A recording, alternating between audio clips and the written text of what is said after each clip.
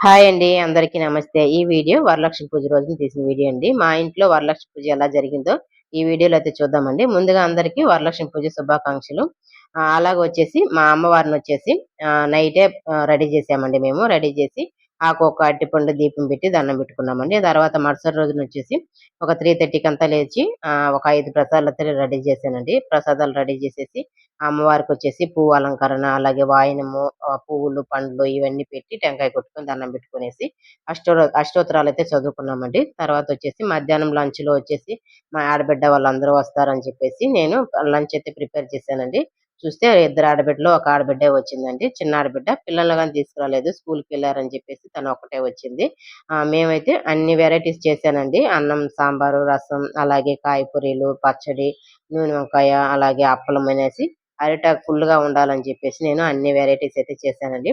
అరిటాకు వేసుకుంటేనే సరిపోదండి. మనం అరిటాకు ఫుల్‌గా వెరైటీస్ అన్నీ పెట్టుకొని తింటేనే చానా బావుంటుందండి. అందరూ తిన్న తర్వాత నేను తినేసరికి ఒక 3 గంటలు అయిపోయేసిందండి. ఉదయం ఫాస్టింగ్ ఉన్నాను. మధ్యాహ్నం తిన్నాను. తర్వాతొచ్చేసి ఒబ్బట్ల పిండైతే పిసికి పెట్టున్నానండి. సరే అన్నం తిన్న తర్వాత మనం ఆ ఒబ్బట్లయితే రెడీ చేద్దామని చెప్పేసి రెడీ చేశానండి. సాయంత్రం వచ్చేసి వాయనాలు ఇచ్చే వాళ్ళ కోసం అని చెప్పేసి ఒబ్బట్లు వేడిగా చేశానండి. తర్వాతొచ్చేసి వాయనాల కిందటొచ్చేసి మా ఆడబిడ్డల వాళ్ళకి మటుకు ఇద్దరికి చీరలు తీశానండి.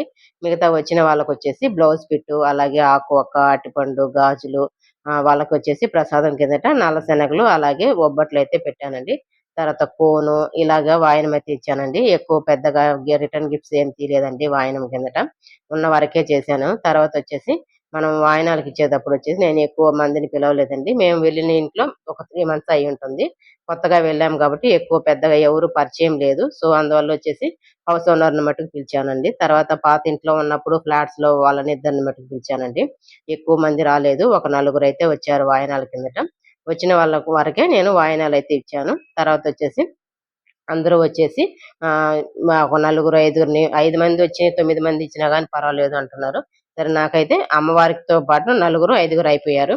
తర్వాతొచ్చేసి వాయనం వచ్చేసి మనం ఇచ్చేటప్పుడు మన కాళ్ళకి పసుపు పూసుకునేసి మనం అవతల వాళ్ళకి వాయనమైతే ఇవ్వాలంట. సరే నేను ఉదయం స్నానం చేసేటప్పుడు పూసుకున్నాను.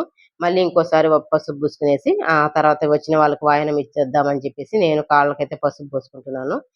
తర్వాతొచ్చి మా చిన్న ఆడబిడ్డకి కొంచెం తొందరగా వెళ్తుందని చెప్పేసి తనకు వాయనం ఇచ్చి పంపిద్దామని చెప్పేసి రెడీ చేస్తున్నానండి. Okay friends.